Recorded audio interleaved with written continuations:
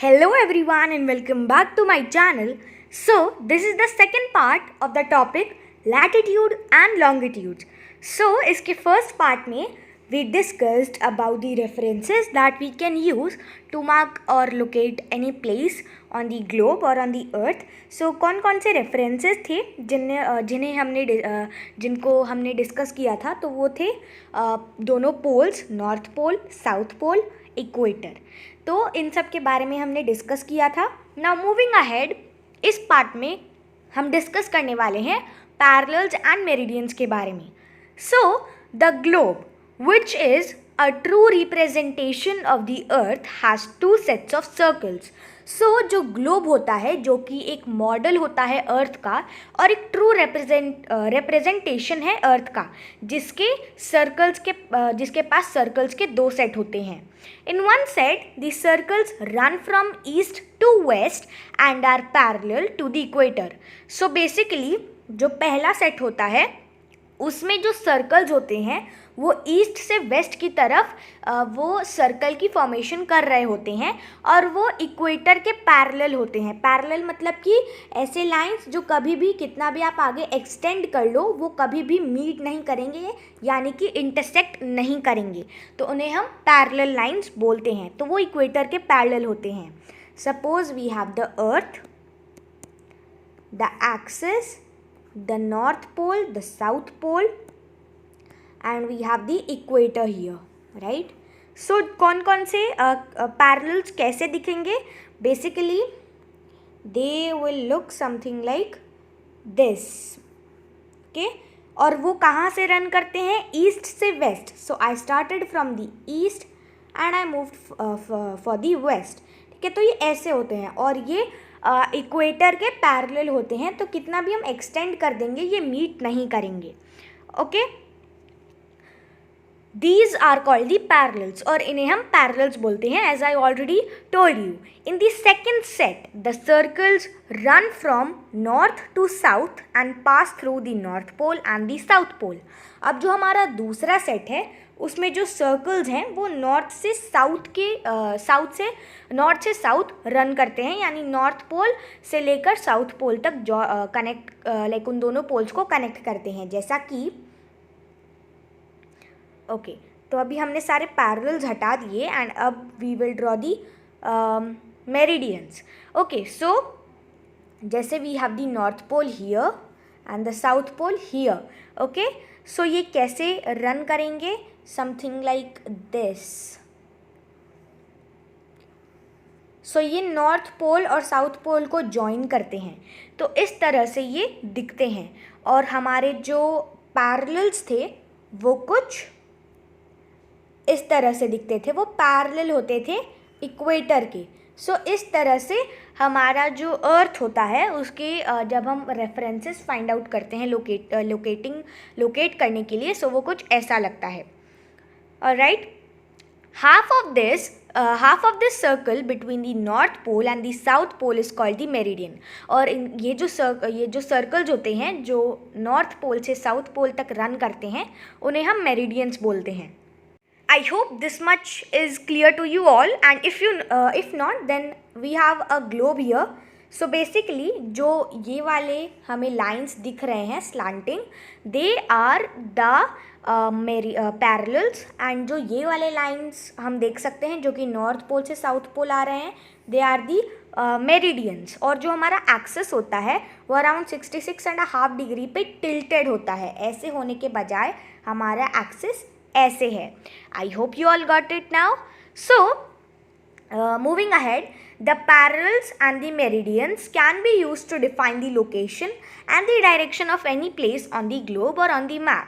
तो parallels और meridians का ही हम यूज़ करके कोई भी लोकेशन या फिर डायरेक्शन को डिफाइन कर सकते हैं, या फिर कोई भी प्लेस को फाइंड आउट कर सकते हैं मैप या फिर ग्लोब पर.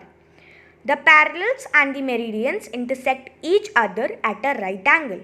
So जो पैरेलल्स और मेरिडियंस होते हैं वो एक दूसरे को, जो उनका इंटरसेक्शन होता है वो 90 डिग्री पे होता है. Let's suppose we have the globe here. So यहाँ पर let me take blue colour. So let's talk about this particular meridian, ये वाला meridian, and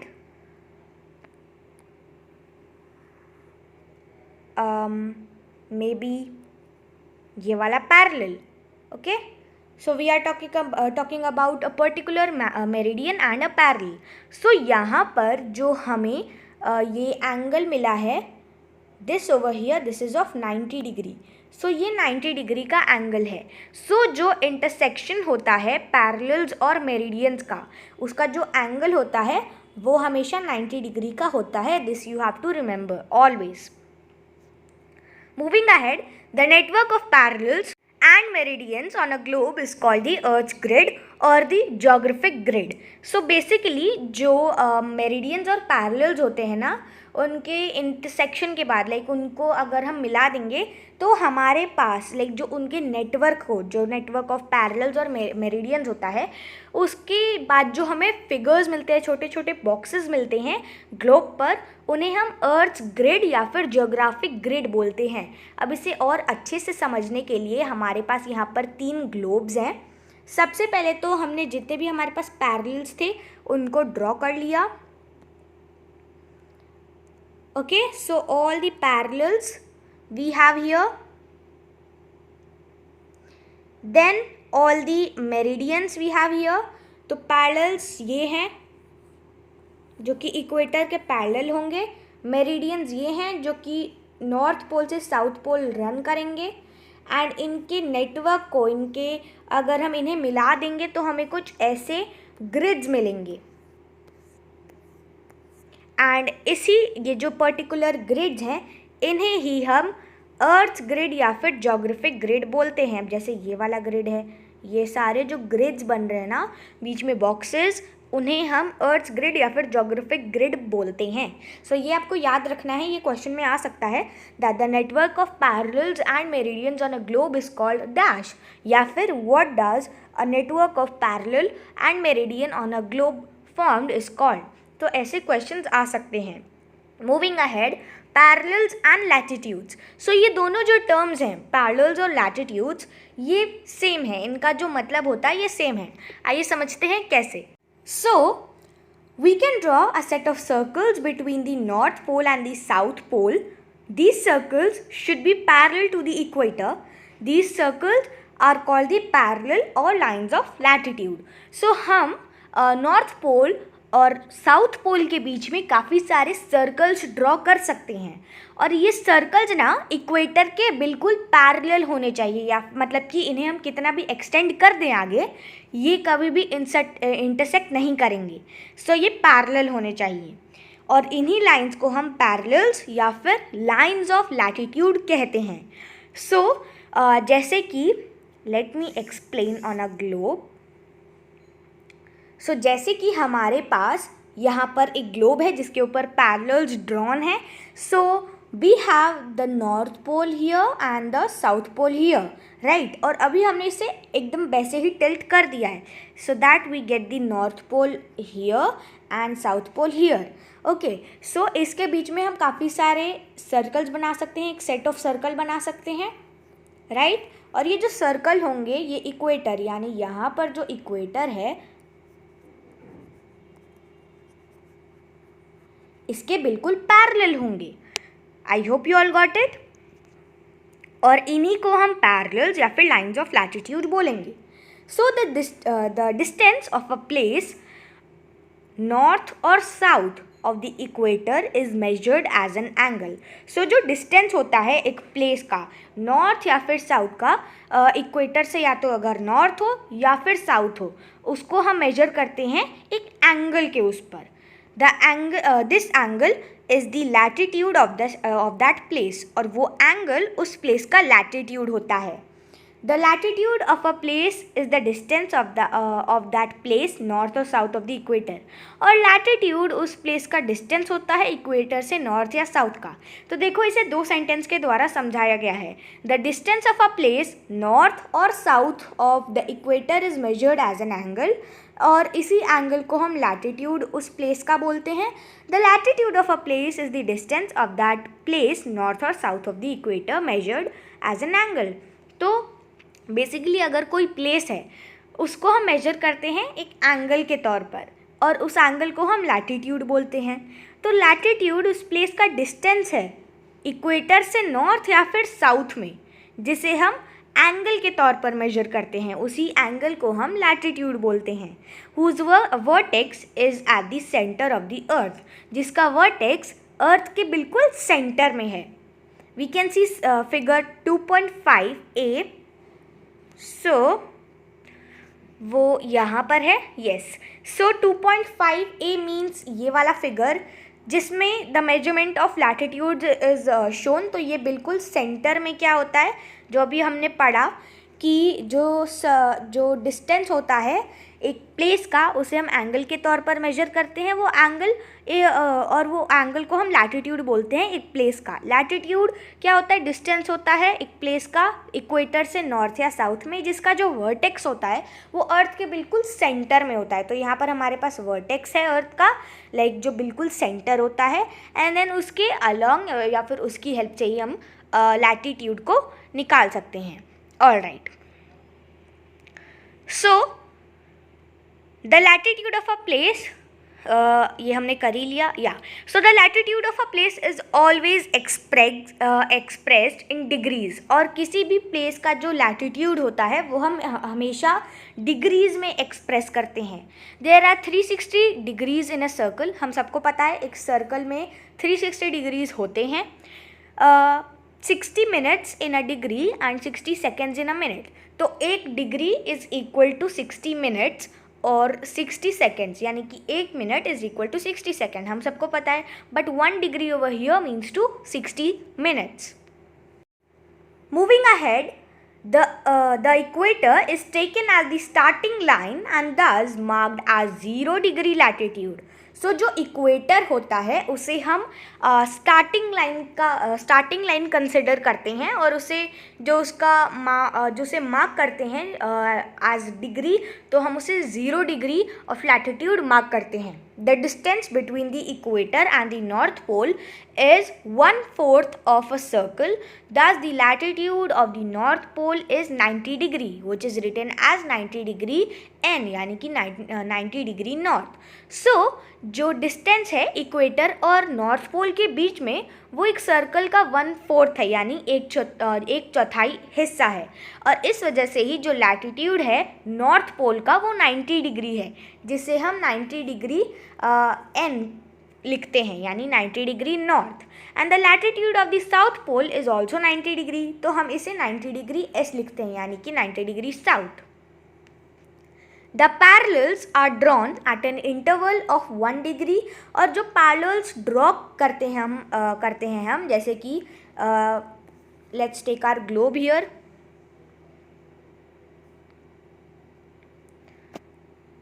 okay, so let's suppose we have our globe here and we have the axis, we have the north pole, we have the south pole.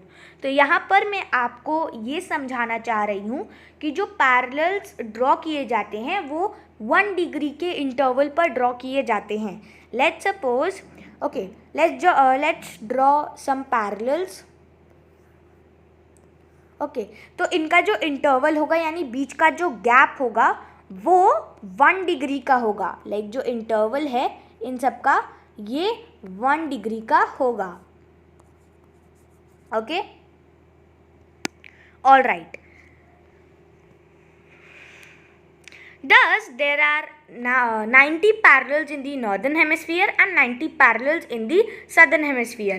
Hence, including the equator, there are 181 parallels on the earth.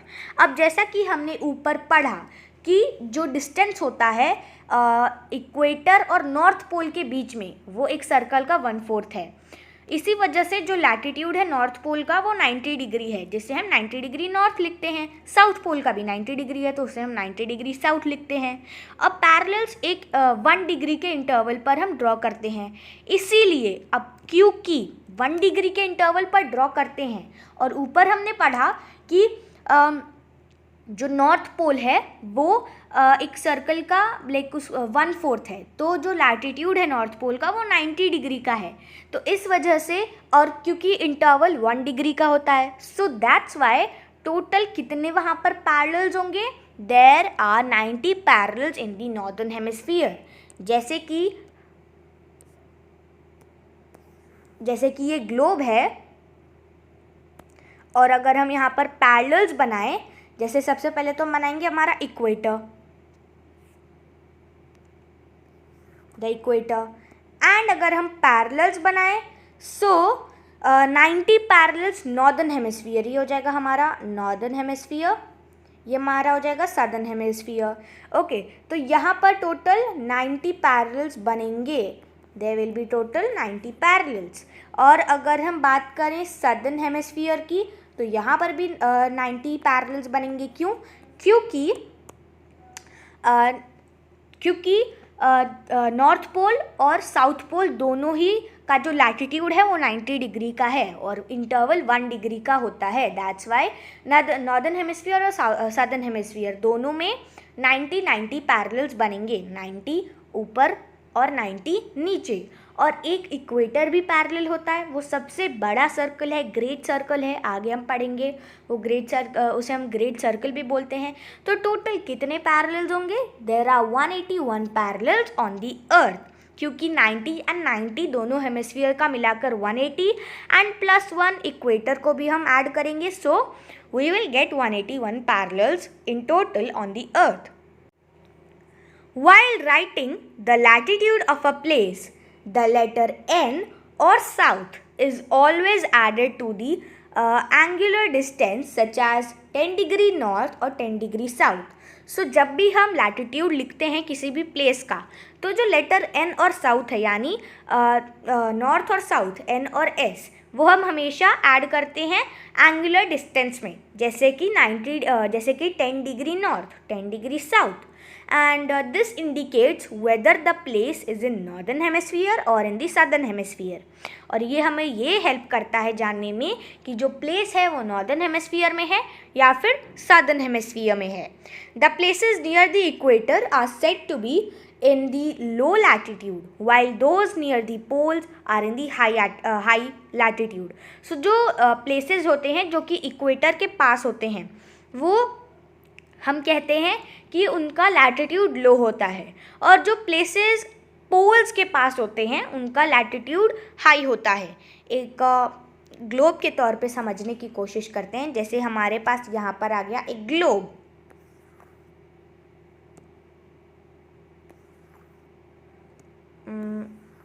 Yes we have the globe here, और हम यहाँ पर draw करेंगे equator,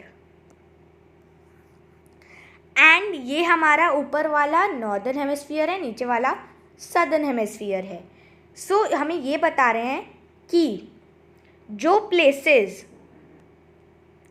this is the equator, okay, and these are the poles, okay, north pole, south pole.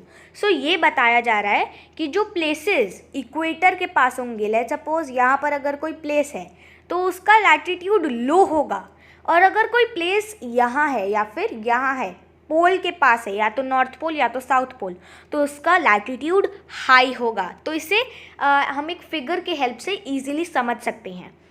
Okay, the parallels और the lines of latitude have the following characteristics. So अब parallels या फिर जो लाइन्स ऑफ लैटिट्यूड होते हैं, दोनों का मतलब सेम ही है, उनके कुछ कैरेक्टरिस्टिक्स भी होते हैं, अब वो जान लेते हैं। All parallels are complete circles except 90 degree north and 90 degree south, which are points। So सारे जो parallels हैं वो complete circle हैं except 2 सर्कल, 90 डिग्री नॉर्थ और 90 डिग्री साउथ, क्योंकि वो बस पॉइंट है। जैसे कि हमारे पास यहाँ पर अर्थ है, तो यहाँ पर हमारे पास एक ये वाला पॉइंट है एंड देन एक ये वाला पॉइंट है, तो ये सर्कल नहीं है, ये पॉइंट है जिसके अलॉन्ग, जिसके चारों तरफ हमारे जो सर्कल्स हैं वो बनते हैं। Okay, the equator is the largest parallel, जो इक्वेटर है वो सबसे बड़ा पैरेलल है, मैंने पहले भी बताया था. The length of the other parallels decrease as one moves away from the equator towards the pole. अब जैसे कि we have the globe here जिस पे पैरेलल्स बने हुए हैं. अब मान लीजिए ये हमारा इक्वेटर है. Okay, this is our equator. Okay, ये हमारा इक्वेटर है एंड हमारे ये सारे पैरेलल्स हैं. ओके, सो ये जो पैरेलल है, अब क्योंकि इक्वेटर सबसे बड़ा पैरेलल है, सबसे बड़ा सर्कल है, तो उसके आसपास जितने भी सर्कल होंगे वो बड़े होंगे, और जैसे जैसे जो सर्कल होंगे वो आगे मूव ऑन करते जाएंगे वैसे वैसे हमें छोटे सर्कल मिलने लगेंगे. एज यू कैन सी हमारे सर्कल्स छोटे होते जा रहे हैं. ओके, एंड ये you can see 80 degree north है हमारे पास, और जो 90 डिग्री नॉर्थ है वो बस एक पॉइंट है, इसीलिए वो एक कंप्लीट सर्कल नहीं है, जैसा हमने फर्स्ट पॉइंट में जाना. All parallels are located at an equal distance from each other. अब सारे जो पैरेलल्स हैं उनके बीच का जो डिस्टेंस है वो इक्वल है. ऐसा नहीं है कि दो पैरेलल्स एकदम पास है, एक तीसरा बहुत दूर है, चौथा उसके पास है, पांचवा दूर है, ऐसा नहीं. सारों का जो डिस्टेंस है बीच का वो सेम है. The distance between any two parallels at an interval of 1 degree on the surface of the earth is about 111 kilometers. So basically जो डिस्टेंस होता है कोई भी दो प्लेसेस का वो 1 डिग्री के इंटरवल पर है, यानी कि उनका जो डिस्टेंस है वो 1 डिग्री का है बीच का, राइट. और उन्हें हम अर्थ की सरफेस पर मार्क करते हैं तो हम 1 डिग्री के उससे लेते हैं, जो कि एक्चुअल में 1 डिग्री तो आप सोचोगे छोटी सी बात है, बट वो एक्चुअल में 111 किलोमीटर्स है. सो देखो, ये देखने में मतलब सुनने में ऐसा लगता है कि जो उनका बीच का डिस्टेंस है वो सिर्फ 1 डिग्री के इंटरवल पर है, बट एक्चुअल में अगर हम कन्वर्ट करें उसे किलोमीटर्स में तो वो आता है अराउंड 111 किलोमीटर्स, जो कि बहुत बड़ा डिस्टेंस है. सो इससे हमें पता चलता है कि कोई भी दो प्लेसेस का अगर हम बात करें, उनका कोई भी दो पैरेलल्स का जो अर्थ पर इंटरवल होता है कोई ग्लोब पर, वो 1 डिग्री का होता है, बट एक्चुअल में 111 किलोमीटर्स का होता है. The equator is the only great circle while the other parallels are small circles. So जो equator होता है ना, we have the let's say equator here. So ये सबसे बड़ा सर्कल है, और उसके सिवाय जितने भी पैरेलल्स या सर्कल्स हैं वो इससे छोटे ही हैं. इससे बड़ा पैरेलल कोई नहीं है, ये सबसे बड़ा है, क्योंकि ये बेसिकली ये इक्वेटर नॉर्दर्न हेमिस्फीयर और सदर्न हेमिस्फीयर को दो इक्वल पार्ट्स में डिवाइड करता है. सो ये उनका डायमीटर होगा. ये डायमीटर मतलब कि जो सबसे लंबा लेंथ होता है वो. I hope you all got it. और इसी के साथ we have reach to the end of the video. So इस वीडियो में हमने काफ़ी कुछ डिस्कस किया. सबसे पहले तो हमने जाना पैरेलल्स और मेरिडियंस के बारे में, देन उनके डेफिनेशन भी जानी, फिगर्स के थ्रू समझने की कोशिश की. देन पैरेलल्स और लैटिट्यूड्स, जो कि दोनों जो टर्म्स हैं वो बिल्कुल सेम है, उनका मीनिंग सेम है. देन पैरेलल्स और जो लाइंस ऑफ लैटिट्यूड हैं उनके कैरेक्टरिस्टिक्स भी समझे. और इसी के साथ हमने सेकेंड पार्ट इस टॉपिक का कंप्लीट कर लिया है. अब थर्ड पार्ट में we will start with important parallels. So till then, take care, bye bye, and stay updated.